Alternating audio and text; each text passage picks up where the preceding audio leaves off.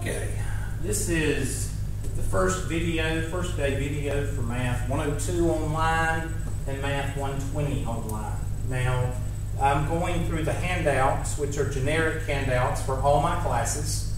They are not centered around online classes, so most of my handouts are created with the intentions of being in a regular classroom.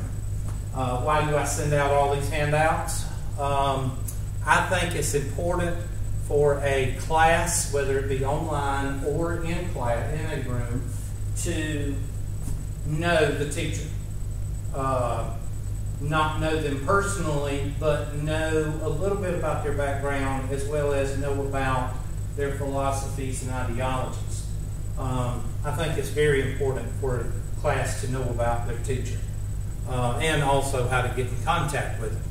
The first handout that I'll start with, and again, I'd like to say that these handouts are very generic and they are meant to give you some information that is pertinent to the class, but other information that is pertinent to the way I feel about students and what I expect of them. Here are the ways to contact me. Of course, I'm being kind of sarcastic putting my snail mail up there, but the reason I do that is to just give you all the avenues of getting in touch with me, so that way students cannot say, I didn't know how to get in touch with you. I've always done this since the first day I taught. The only thing I don't think I gave was Facebook pages because Facebook wasn't around then. I did give my cell phone, and I have been known on campus since the beginning to give my cell phone number out to students. But anyway, that's the best way to contact me, the cell phone. Something else that I didn't put on here, and I was going to try, let me see if I can fix it to where I can write. Hold on just a second, and that way that'll, I don't know if I can do it this way or not. Priority one message coming in. Can't do it that way, so I'll have to hold on just a second if you'll bear with me. See if we can do this. Oh, Lord. Active software. They didn't put it on. There we go. And I will, just so I can write when I want to. I do this in class too, so it's no big deal. Usually it doesn't take this long. And I'll set that for black and pull this back up. And y'all bear with me a second. There we go. Sorry about that. There. I do have a Gmail account, and that is hubertcmcclure@gmail.com, and that's, I don't have that up here, so if you use Gmail, that's my Gmail account. My two office and home accounts. Home account is Bell South. Email account is tctc.edu. The H. McClure does have an underscore here, so you might want to make a note of that. It's H_McClure@bellsouth.net. All of these emails come to my phone. My phone is like my second computer. So if you need to get in contact with me, you can get in contact with me. Best way is by text or by call. Second best way is by either one of these emails. My Facebook pages, personal, my academic advising page. I usually put my schedule up, the semester, future semester. I put it up so you know what classes I'm teaching. Hubert's Mathematics page, that's where I post videos. I will post this one hopefully if I record it correctly and do everything. And give a little bit of information about myself. The reason I give you so much information about myself is not because I'm narcissistic, it's because I think it's important that you understand who your teacher is, especially in math. Because there are so many people that have math anxieties and math phobias, I think it's important for you as a student to know that your teacher was not a brainiac or a gifted math student. I was a math student that had to do it just like everybody else. Had to pretty much get it, by beating your head up against the wall. But that's that, and you can read that, whenever you, get bored or whenever you want to read it. Hold on, let me get rid of that handout. And then we'll go to the next handout. Wish this thing would cooperate. There we go. The next handout is the Class Courtesies, and I'm just going to touch on this because you are not a traditional class, so therefore we can't say that that you are the same as a traditional or conventional classroom class.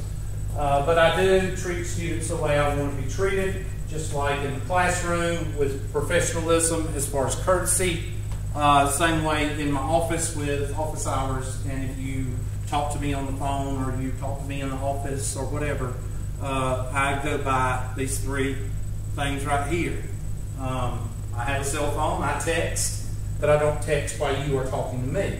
And if I don't text while you are talking to me, I expect that you do not text while I'm talking to you, whether it be in a classroom when I'm talking about math, or whether it be in office hours when I'm helping you with a problem. Disregard number 4 because that does not pertain to online classes. Again, this handout is for traditional, conventional, in the classroom setting lectures. So, attendance policy, I will take attendance for online classes weekly. I have to. And the way that I do that is I will look at your homework, the grades book, and I will look at your dates. And if you are, if let's say this week is the 15th, and you've got homework that you did on the 14th, 13th, 15th, 16th, then I will give you a check for being here. If the last time you worked on something was last week, then you do not get a check for this week. So make sure you try to get on and do something every week. So therefore, I'll give you a check every week. Read up on the attendance policy. That's basically because of financial aid.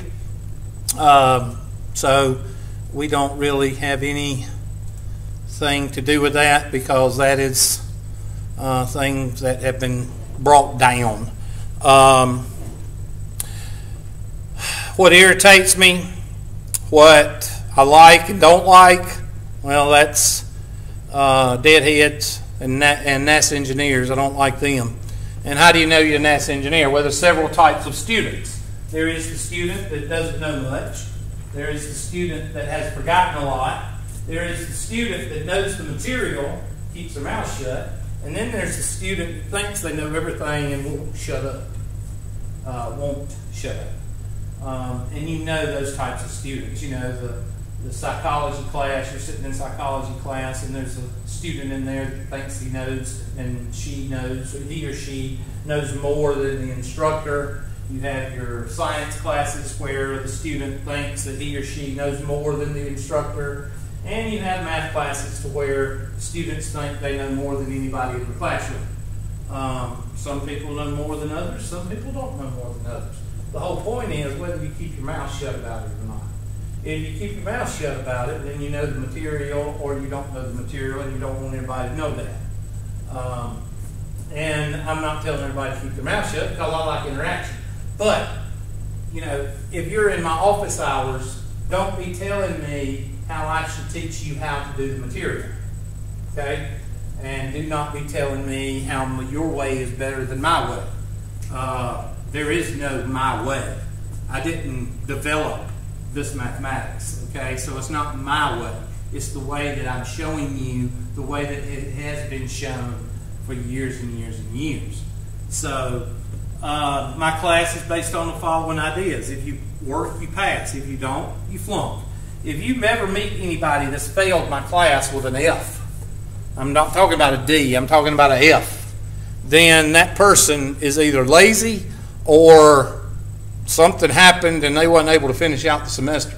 I give ample chances. I'm very fair, and except for a lot of people with excuses, I pretty much don't have a very high failure rate with students. I go out of my way to help students that want to be helped.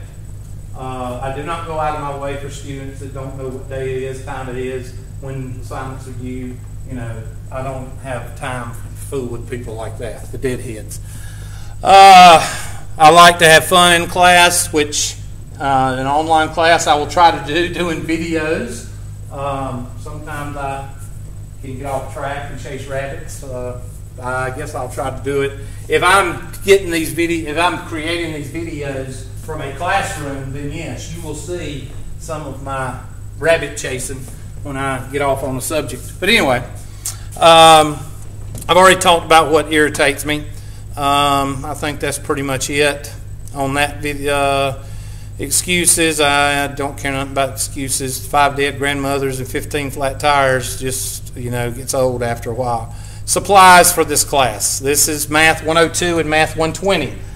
If you are in an algebra-based course, like Math 101, Math 102, Math 110, Math 111, Math 140, Math 141, Calc 1 and 2. If you are in an algebra-based course and you're going toward the sciences and the engineerings, then you need to invest in a TI 83 or above. And when you get in Calc 2, Calc 1, you might want to invest in a TI 89 or a calculus-based calculator. If you are in 120, you need to have a TI 83. It will help you out tremendously if you have a TI 83. You can get by with any scientific calculator in any class, but some classes, like the Math 120, is designed to use a TI 83. You can get by with a scientific calculator, but I would suggest a TI 83. If you're in Math 102, Math 110, then I would highly suggest a TI 83 or above. And if you are in Math 155 or any other class, I can't think of any, 103, 103, I would suggest a TI 83 or above. Math 155, a scientific calculator would be fine. A scientific calculator is a calculator that has sine, cosine, and tangent on it, and you should be able to be okay with that. Supplies, if you are in an algebra-based class, you need anything to do with graphing, straight edge, graph paper, colored pencils, crayons, pens, or highlighters. Because if you are in an algebra-based class and you are going to graph, then you will need different colors. And you will need a straight edge and you will need graph paper. How do you know when to get it? Well, you look at your syllabus. Your syllabus tells you when you're going to go over everything. And we'll talk about that in a few minutes. Notebook paper, fine. Pens, fine. Pencils, fine. I'm really not going to critique you on your note keeping. I'm really not going to critique you on your supplies. That has nothing to do with your grade. It does have something to do with whether you know the material or not, if you keep up with everything. But it doesn't have to do with your physical grade as far as, oh, well, you have a nice notebook, I'm going to give you an A for effort. No, I'm not going to do that. Because you're adults and you're college students, you should already know how to prepare for class. Book. I do not concern myself with a book. If you want to buy a book, if you want to buy a used book, if you want to borrow a book, if you want to share a book, if you want to print the book offline, online, print it by sections with Course Compass or My Lab Plus, then that's great. If you want to do that, that's good. I do not care what you bring to class as far as a book. I did not say don't buy a book. That's not what I said. I said I do not care which method of delivery or which kind of delivery the book gives you. In other words, if you want it straight from the laptop, bring the laptop to class. Of course, you're in online, so you can just use your laptop at home. print it out by sections, read it like a conventional book, or use a book, borrow a book, share a book, whatever you want to do. The only thing that I'm concerned with is that you have My Labs Plus, or Course Compass, or My Math Lab. They're all the same thing. It's just how you enroll. We enroll with My Labs Plus, meaning that you go to Mozilla Firefox, you pull up TCTC, you log into your Blackboard, then you click on the My Labs Plus. It takes you over into it, and then you're in the class.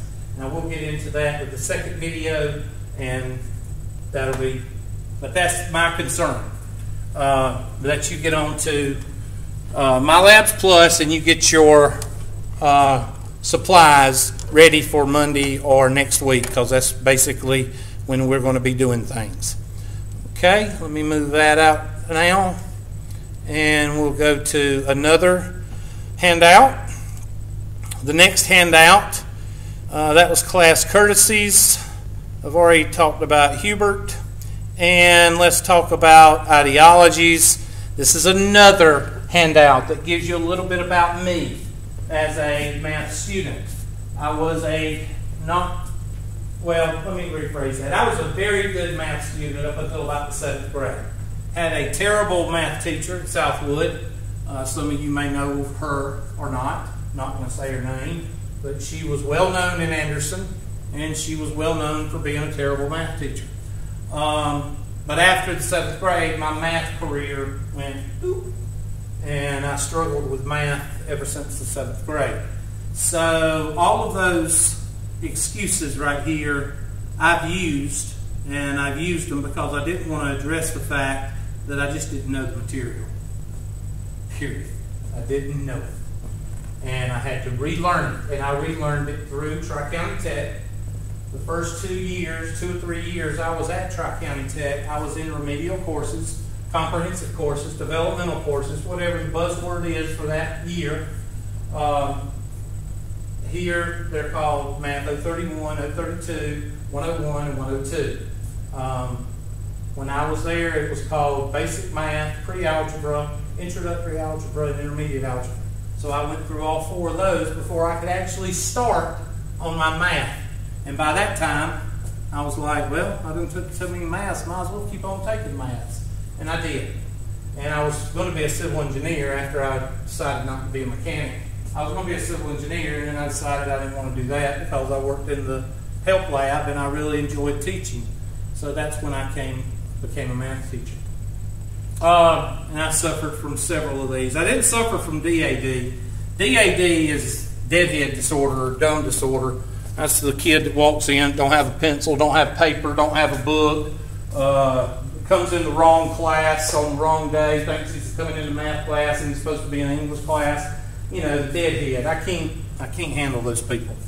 But I never did suffer from that. I always at least carried a watch around or a cell phone, so I knew what day it was and what time it was.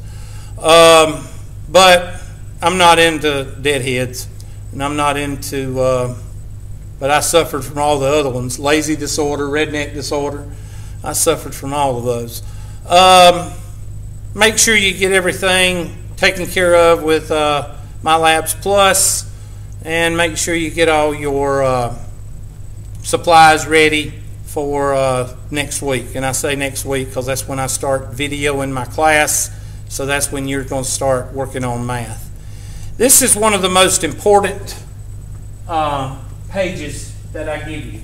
This page you need to put in your notebook. I tell students to put it on the inside plastic cover or the plastic cover on the outside, so you have a page in the front, and then put the syllabus, the last page of the syllabus with all the units, put that in the back or the front, vice versa, whichever one you want to do.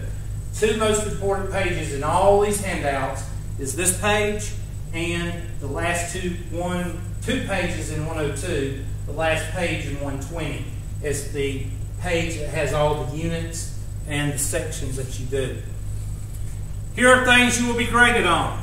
Now, the summer semester is 10 weeks. If the summer semester is 10 weeks and you go over four units, then that means it's 2.5 weeks per unit. 2.5 weeks per unit. You go to the calendar, you take the syllabus. Let me pull up the syllabus right quick for those of you to look at it. Now I'm going to pull up the 102 and then I'll pull up the 120 just so you make sure you got the right syllabus, because I don't want people to go in. Here's the one, and I don't care about this. I go to the last page. In 102, really? In the 102, it's the last 2 pages. This is so ridiculous.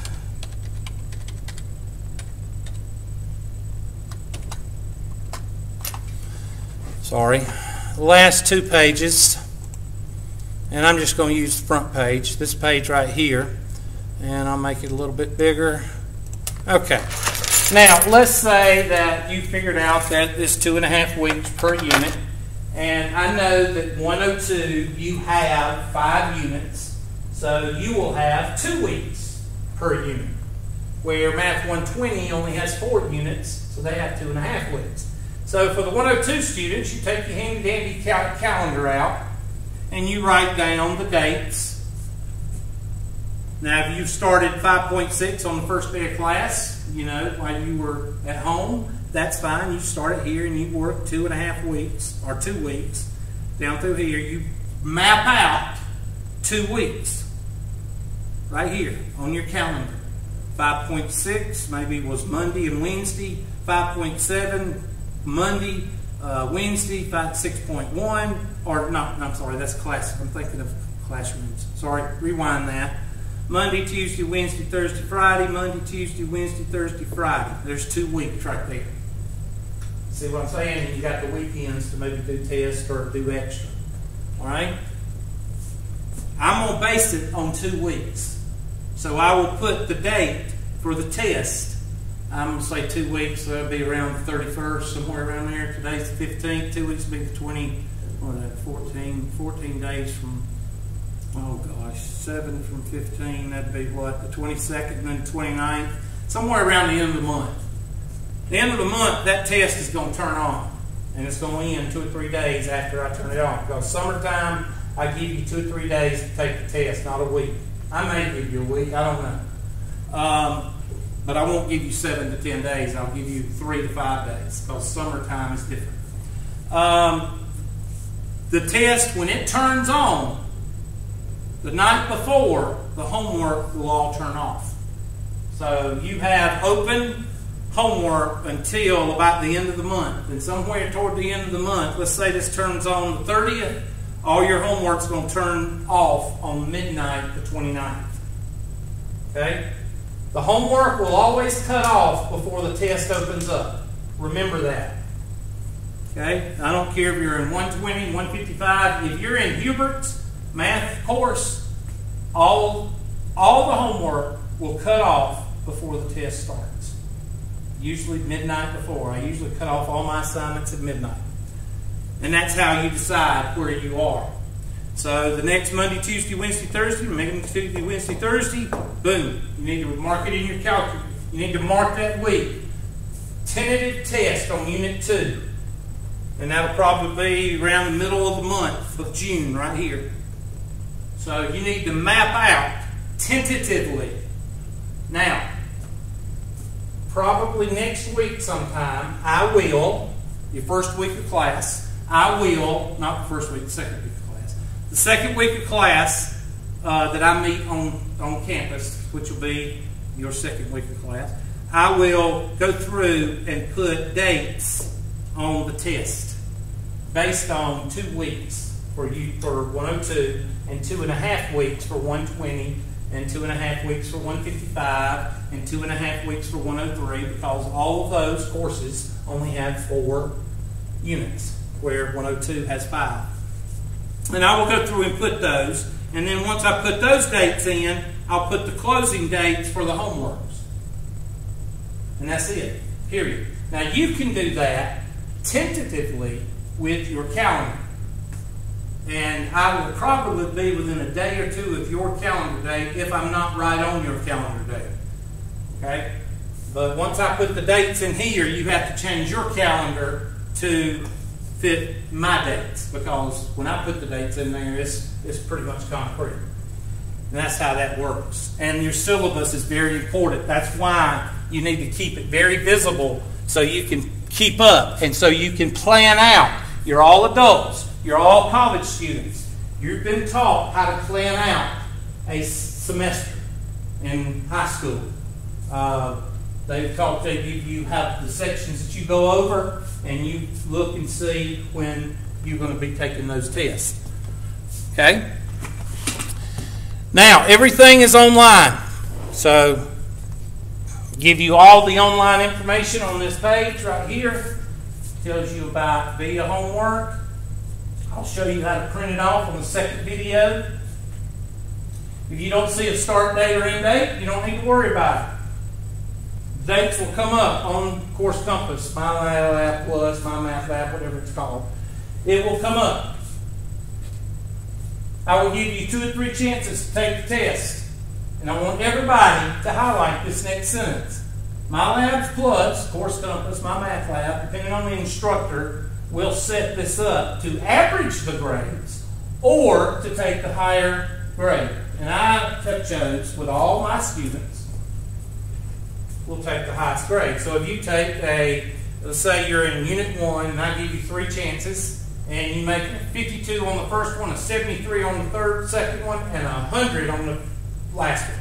Then Course Compass, when it calculates your grade, it'll cover up the 2 lower grades and take the 100. Now let's say you make 100 on the first test. I love this question I get. Mr. McClure, I made 100 on the first test. Do I need to take the second and the third try? I don't know, do you? What does Course Compass do? It takes a higher grade. Well, if I don't take the second and third, it'll be a 0. Okay, and what's your highest grade? 100. All right, you just answered your question. I don't know why people ask that question. I will give you 3 to 5 days. Change that to 3 to 5 days for the summer. And if you don't see a due date on the test, then you don't need to worry about it. But usually you will, because when I open it, I usually put a closing date on it. And there is the percentages based on 4 unit tests.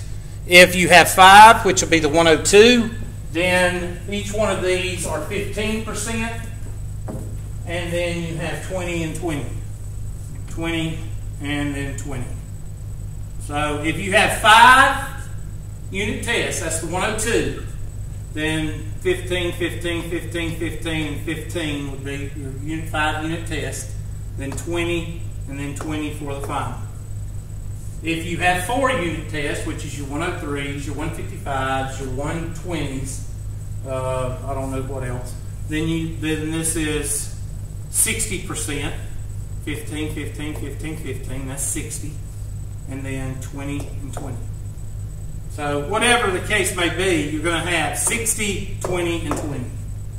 60 for the unit test, 20 for the homework, and 20 for the final exam.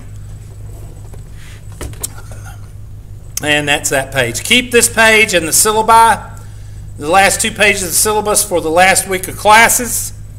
And then we will go over the last week. I will send a video out talking about, and I will put test questions on your test coming from these 4 or 5 handouts that I just went over.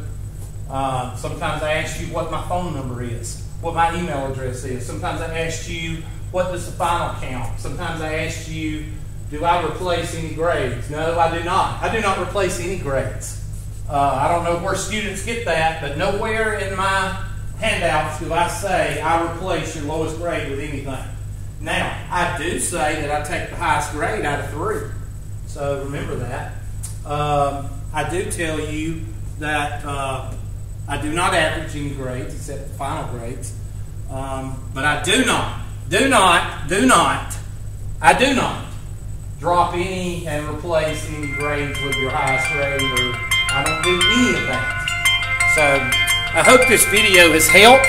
The next video will be about the My Labs Plus handout, and I will put that up on the board here next, and we'll go over that. Hope this video has helped. If it hasn't, just don't tell me about it.